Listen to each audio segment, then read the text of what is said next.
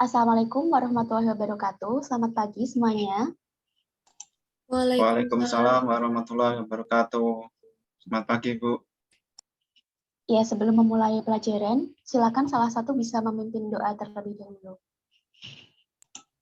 Baik, untuk semuanya, untuk memulai pembelajaran pada pagi hari ini, alangkah baiknya kita berdoa menurut agama dan kepercayaan kita masing-masing. Berdoa, dipersilakan.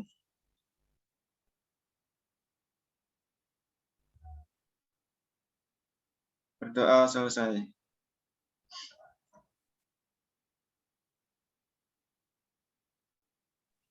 Iya, amin. Terima kasih untuk ketua kelas yang sudah memimpin doa. Nah, semuanya gimana nih kabarnya? Semoga selalu dalam keadaan sehat walaupun masih pandemi ya. Semoga kita masih semangat dalam belajar menuntut ilmu menjadi keberkahan untuk kita ke depannya. Amin. Ya. Sebelumnya saya akan absen terlebih dahulu. Nah, ketika nanti saya panggil untuk nama yang bersangkutan bisa menghidupkan kameranya ya. Oke, untuk yang pertama, Anggun. Hadir, Bu. Oke, kemudian Haris. Hadir, Bu. Inka. Hadir, Bu. Oke, alhamdulillah kalau hadir semua. Nah, udah ada yang tahu belum nih hari ini kita mau belajar apa? Masih belum tahu ya? Oke. Nah, ini hari ini, jadi kita akan belajar mengenai larutan elektrolit dan non-elektrolit. Nah, nanti harapannya setelah kita belajar materi ini, nanti kalian bisa menganalisis sifat larutan berdasarkan daya hantar listrik dan membedakan daya hantar listrik berbagai larutan melalui perancangan dan pelaksanaan percobaan. Nah, di sini Bu harap kalian sebagai penuntut ilmu itu bisa belajar karena barang siapa ingin bahagia di dunia itu harus dengan ilmu, dan barang siapa ingin bahagia di akhirat juga harus dengan ilmu, dan yang ingin bahagia di dunia dan akhirat itu harus dengan ilmu. Ngerti ya? Baik, Bu. Terima kasih, Bu. Oke, sekarang Ibu akan mulai menayangkan PPT untuk kita belajar.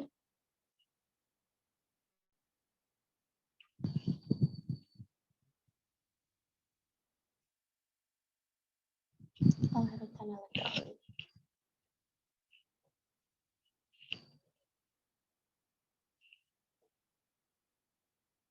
Ya, apakah sudah terlihat share screen saya? Sudah, Bu. Sudah, Bu. Oke.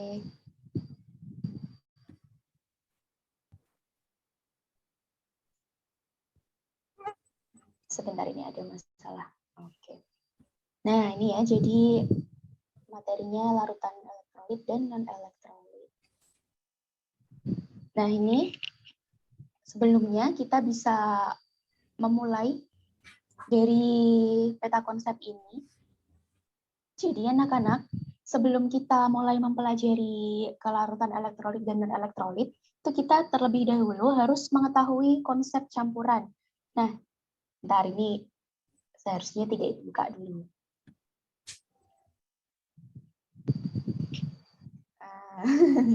Ada yang udah tahu belum nih? Ada berapa sih jenis campuran itu? Saya, Bu. Ya, silakan. Haris. Untuk jenis campuran yang saya ketahui itu ada dua, yaitu campuran heterogen dan campuran homogen, Bu.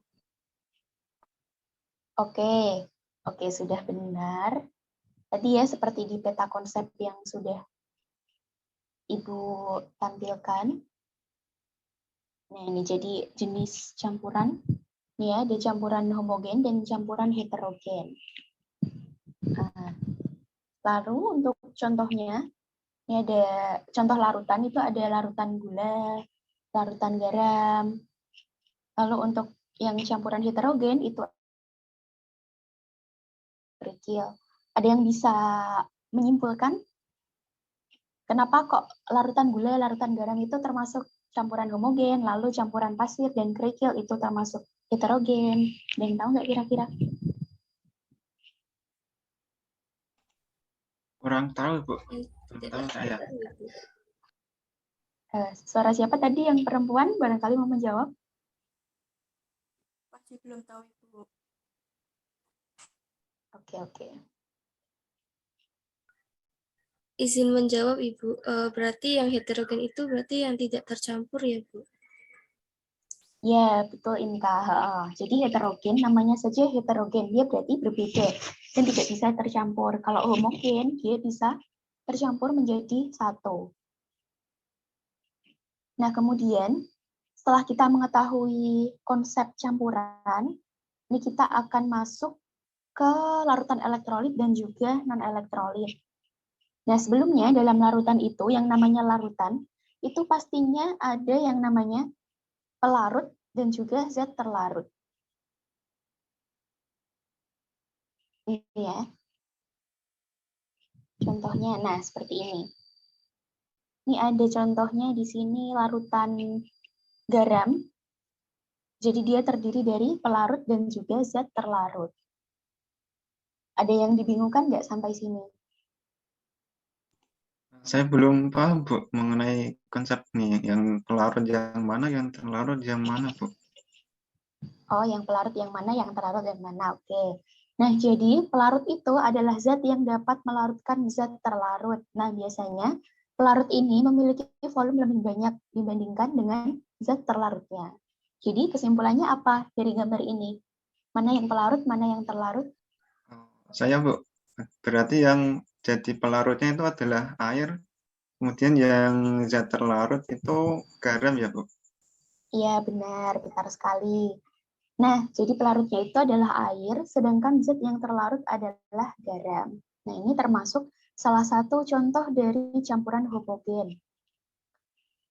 Lalu, sekarang coba dong sebutkan lagi, ada yang tahu lagi nggak contoh campuran homogen dan heterogen? Bisa langsung dijawab. Selain Haris ya, karena tadi Haris sudah menjawab. Saya Bu. Silakan.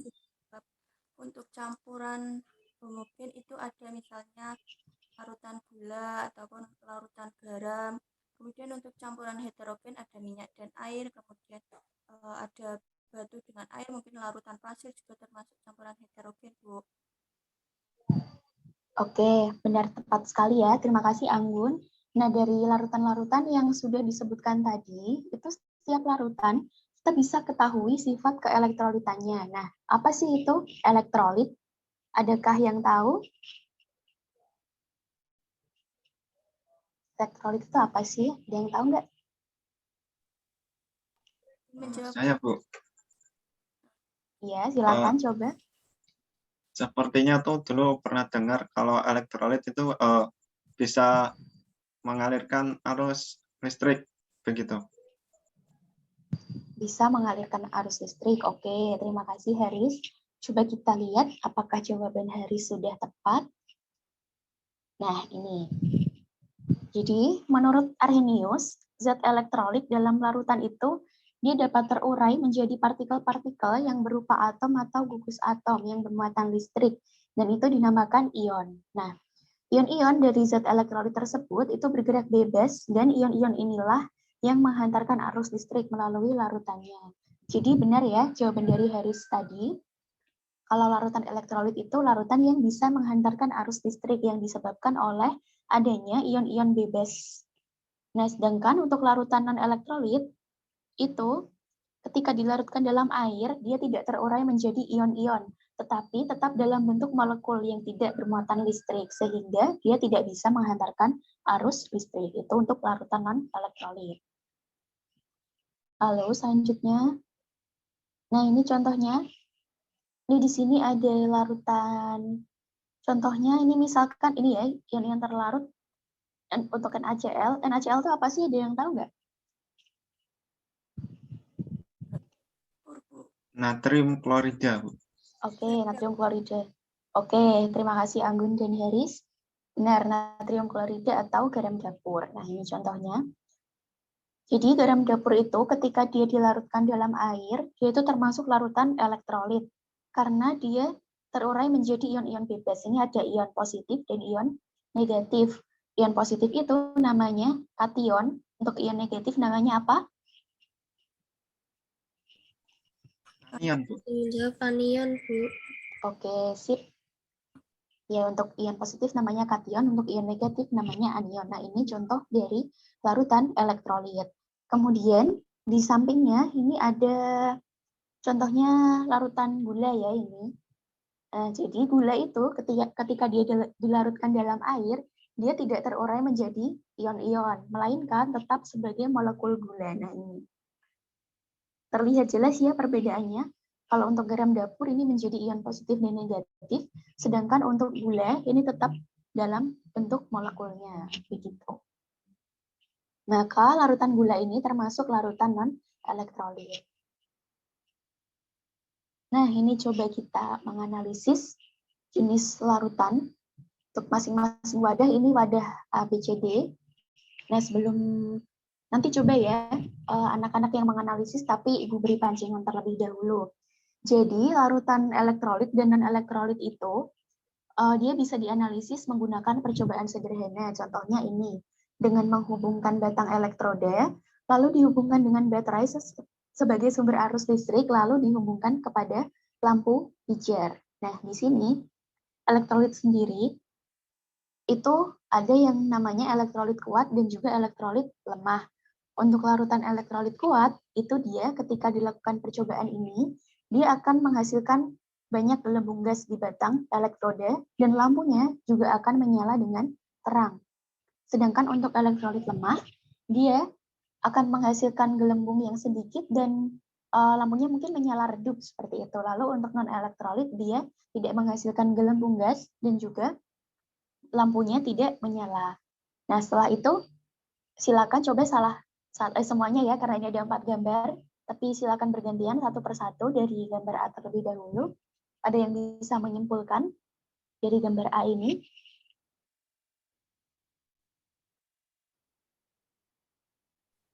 Saya, Bu, izin. Iya, silakan, Inka. Menurut saya yang A itu elektrolit kuat, Ibu. Karena dia gelembungnya banyak dan untuk nyalanya itu terang. Oke, yang lain bagaimana? Apakah setuju dengan Inka? Atau ada pendapat lain? Setuju, Bu. Setuju. Oke, ya sudah benar ya jawabannya. Lalu untuk gambar yang B, yang lain selain Inka? Jawab, Bu. Oke, silakan Anggun. Untuk yang B itu kuat, namun lebih kuat yang A karena gelembung yang dihasilkan lebih banyak larutan yang A, Bu. Dan yang dapat dilarut juga dapat menyalakan lampu. Oke, terima kasih Anggun. Jawabannya juga tepat. Nih ya, meskipun gelembungnya tidak sebanyak di larutan yang A, tetapi lampunya juga menyala dengan terang. Jadi masih termasuk elektrolit kuat, namun tidak sekuat untuk larutan A. Lalu untuk yang C, Saya, Bu. Haris, silakan. Untuk silakan. yang C ini tergolong elektrolit lemah. Soalnya Kenapa ini kok kan elektrolit lemah? di situ hanya terdapat sedikit gelembung meredup.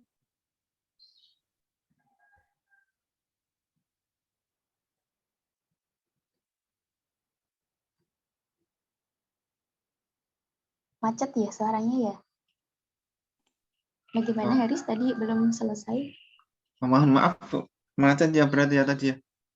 Iya, macet. Bisa diulangi? Saya ulangi untuk yang C ini termasuk dalam elektrolit lemah, Bu. Soalnya di situ gelembungnya hanya sedikit dan lampunya itu redup sepertinya. Itu, Bu. Oke, sudah benar jawaban dari Haris. Kemudian yang terakhir ini untuk larutan yang C, untuk larutan yang D maksudnya. Ini sudah terlihat dengan jelas ya di elektroda, tidak terdapat gelembung dan lampunya juga tidak menyala. Nah, ini berarti termasuk non-elektrolit. Sampai sini sudah paham? Paham, Bu. Oke, kita bisa lanjut. Nah, ini Ada perbandingan sifat-sifat larutan elektrolit dan non-elektrolit. Untuk yang pertama, untuk larutan elektrolit tentunya dia dapat menghantarkan listrik. Lalu untuk non-elektrolit sebaliknya, tidak bisa menghantarkan listrik. Lalu untuk yang kedua, pada larutan elektrolit itu terjadi proses ionisasi atau ketika dia dilarutkan dalam air, dia akan terurai menjadi ion-ion. Sedangkan untuk non-elektrolit dia tidak terjadi proses ionisasi. Lalu untuk yang ketiga, sesuai yang telah dianalisis oleh anak-anak tadi, pada larutan elektrolit itu lampu dapat menyala terang atau redup dan terdapat gelembung gas. Contohnya, ya, larutan garam dapur dan juga cuka dapur. Lalu untuk non-elektrolit, dia lampunya tidak menyala dan juga tidak ada gelembung gas. Nah, contohnya itu larutan gula dan larutan urea. Urea itu pupuk urea. Nah, itu dia ketika dilarutkan dalam air, dia termasuk larutan non-elektrolit. Nah, ini ya yang sudah sempat Ibu singgung tadi. Untuk larutan elektrolit sendiri, itu dia terdiri dari dua macam, yaitu larutan elektrolit kuat dan juga elektrolit lemah. Untuk elektrolit kuat, itu dia terurai sempurna menjadi ion-ion atau mengalami ionisasi sepenuhnya, atau dalam air atau dalam keadaan lebur. Sedangkan untuk elektrolit lemah itu dia tidak terurai sempurna, melainkan hanya mengalami ionisasi sebagian, sehingga jumlah zat yang terurai itu tidak banyak. Jadi sifat keelektrolitannya itu dia lemah. Nah, lalu untuk larutan non-elektrolit, tentunya dia kebalikan dari larutan elektrolit. Jadi dia tidak dapat menghantarkan arus listrik karena tidak menghasilkan ion atau tidak mengalami ionisasi.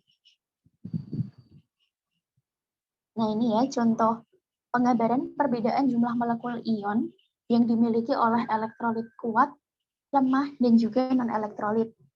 Ini untuk gambar yang paling kiri, ini ada keterangannya.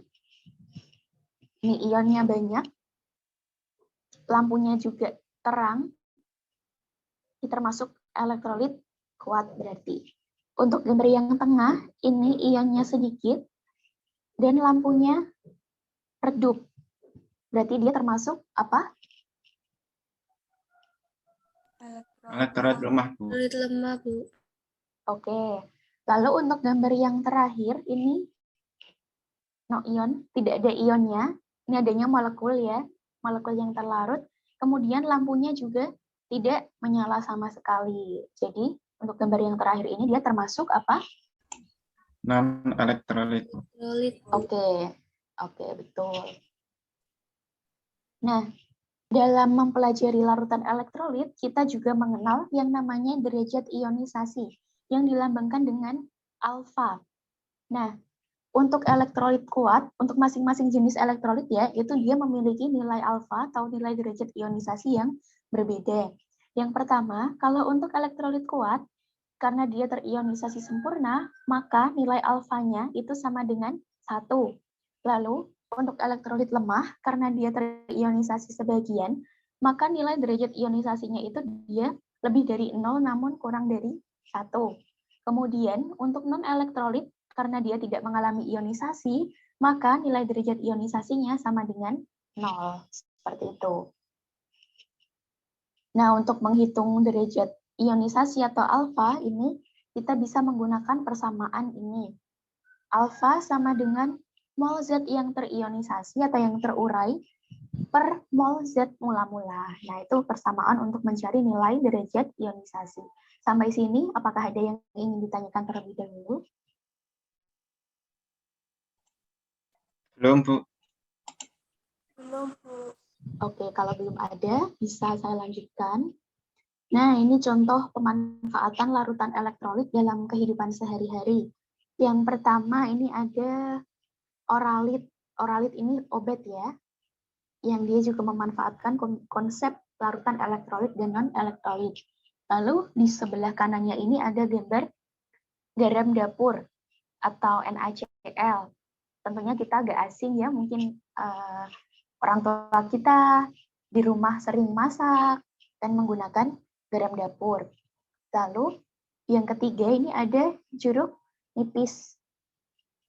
Jeruk nipis juga kita nggak asing biasanya, apalagi yang cewek-cewek ya, mungkin sering maskeran atau apa gitu pakai jeruk nipis gitu. Nah, itu juga dia termasuk larutan elektrolit. Lalu ini ada air aki. Ada yang tahu nggak rumus air aki itu apa? Lupa Bu saya Bu. Lupa. Yang lain ada yang ingat nggak? Juga Bu. Oh, lupa juga. Oke. Air aki itu dia rumus kimianya CH3COOH. Dia termasuk elektrolit lemah. Pada tahu kan ya air aki yang laki-laki biasanya? Pernah nggak bongkar motor gitu ganti aki atau apa? Nah Bu, tapi nggak bongkar aki, tapi bongkar busi Bu. Oh, bongkar busi ya. Nggak asing ya di kehidupan sehari-hari. Terus untuk yang terakhir ini contohnya ada nih gambar air laut. Nah, air laut juga termasuk contoh larutan elektrolit karena dia juga sebagai bahan dasar dari pembuatan garam dapur.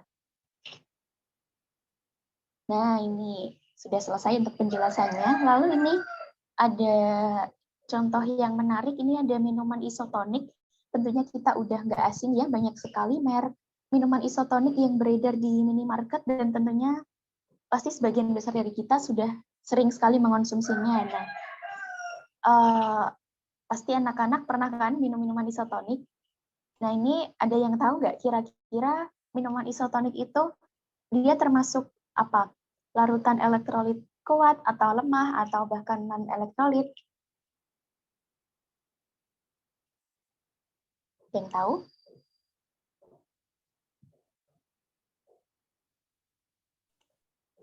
Kalau larutannya itu larutan elektrolit ya Bu, tapi kuat atau lemah belum tahu.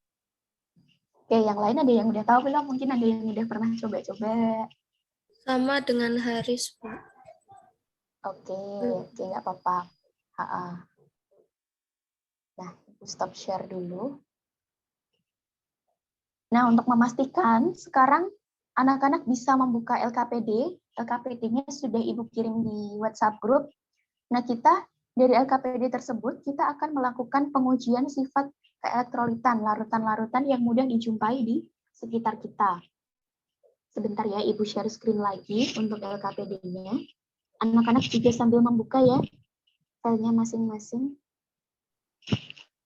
Ibu.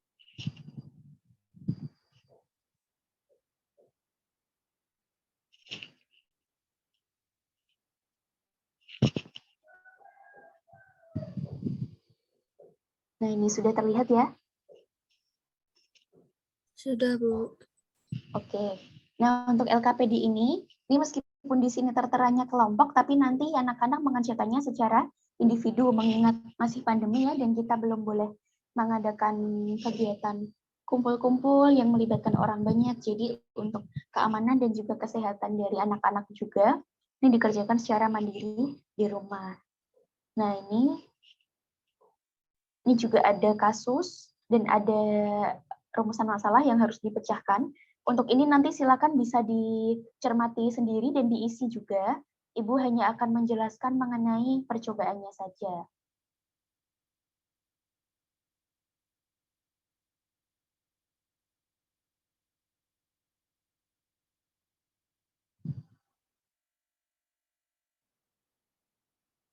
Nah, ini silakan nanti anak-anak bisa menyiapkan bahan-bahan yang ada di sekitar. Tidak harus sama ya seperti ini. Kalau di sini kan contohnya ada garam dapur, ada gula, ada asam cuka. Tapi nggak harus ini. Jadi nanti apa saja yang ada di sekitar dari anak-anak, tidak usah dibikin susah ya. Jadi apa saja yang ada bisa kalian gunakan untuk diuji.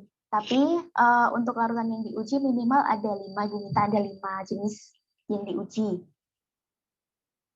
Nah, nanti bisa dirangkai percobaannya sesuai dengan teori yang sudah Ibu jelaskan tadi, yang teori dengan batang elektrode, lalu dihubungkan dengan sumber listrik, lalu dengan lampu pijar. Nanti bisa mencari contoh di internet, sudah banyak tentunya.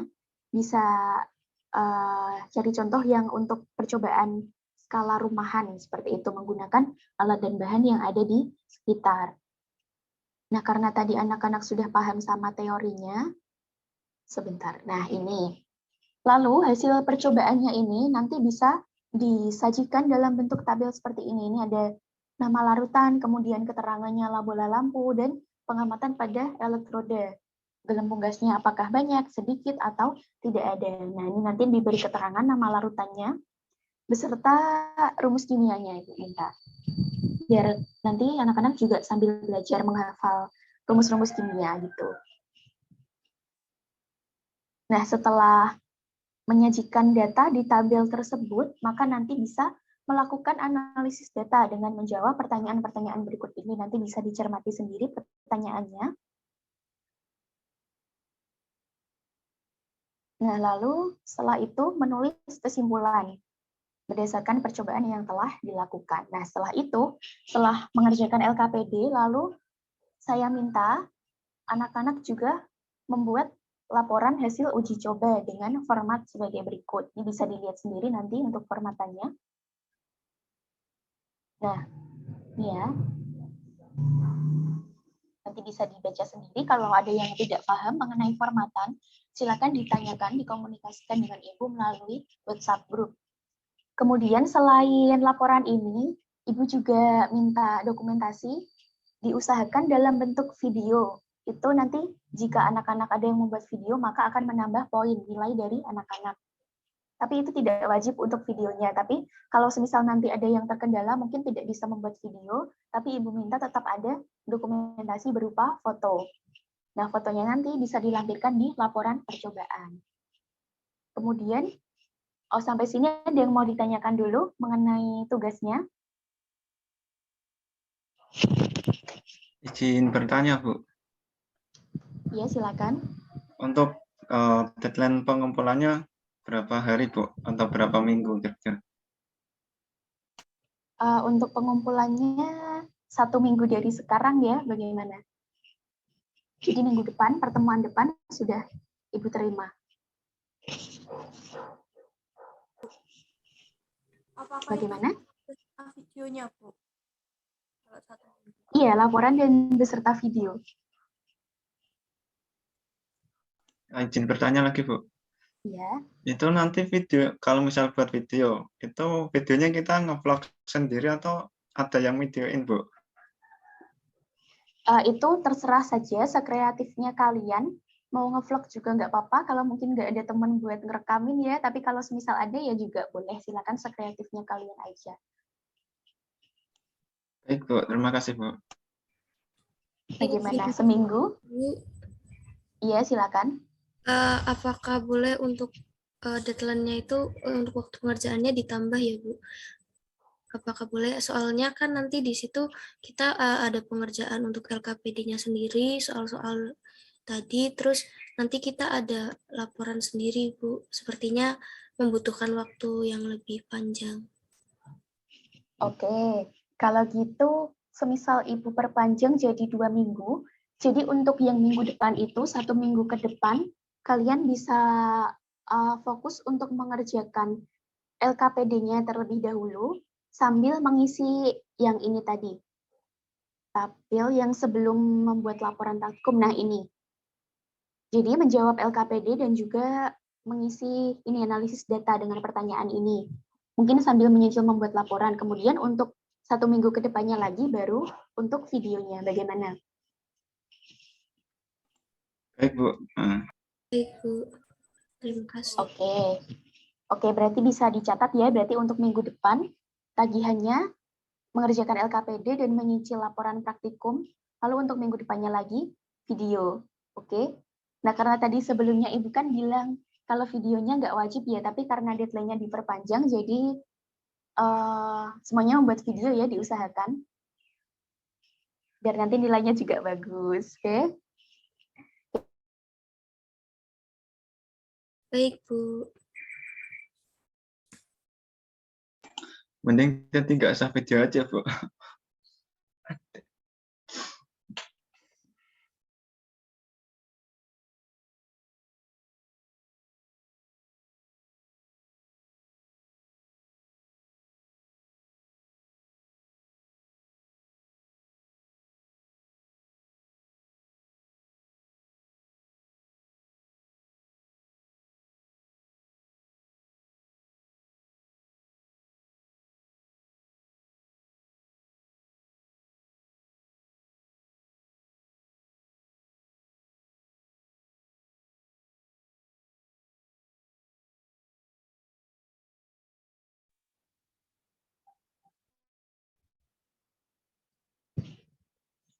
Oke, ya. Mohon maaf ya anak-anak, tadi sepertinya Ibu terlempar tadi ya. Baik, Bu. Sampai apa tadi? Sampai video tadi, Bu. Oh, oke, video tadi ya. Oke, jadi untuk videonya jadinya wajib ya karena deadline-nya diperpanjang. Jadi untuk minggu depan tagihannya mengerjakan LKPD, minggu depannya lagi tagihannya video. Begitu, ada yang mau ditanyakan lagi? Atau mungkin mau Ibu tampilkan lagi LKPD-nya, ada yang mau dibahas?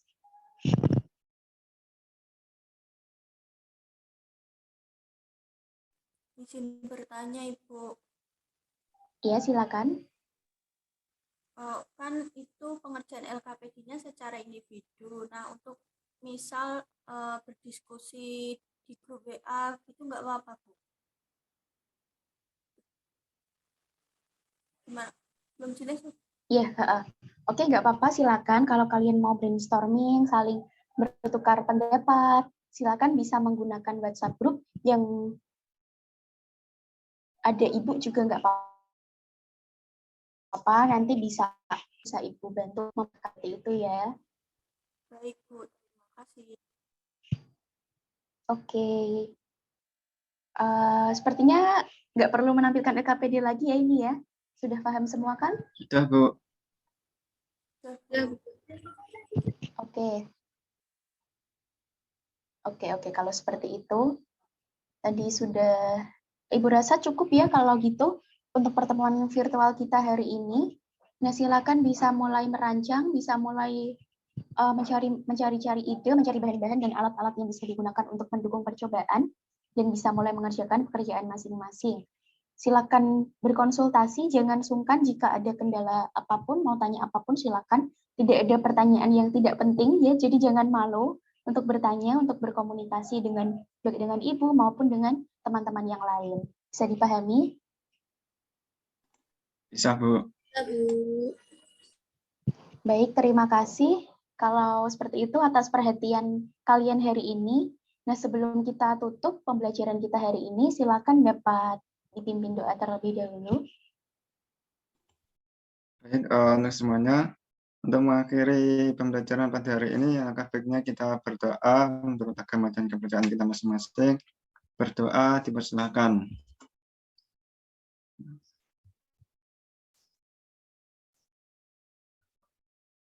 Berdoa selesai.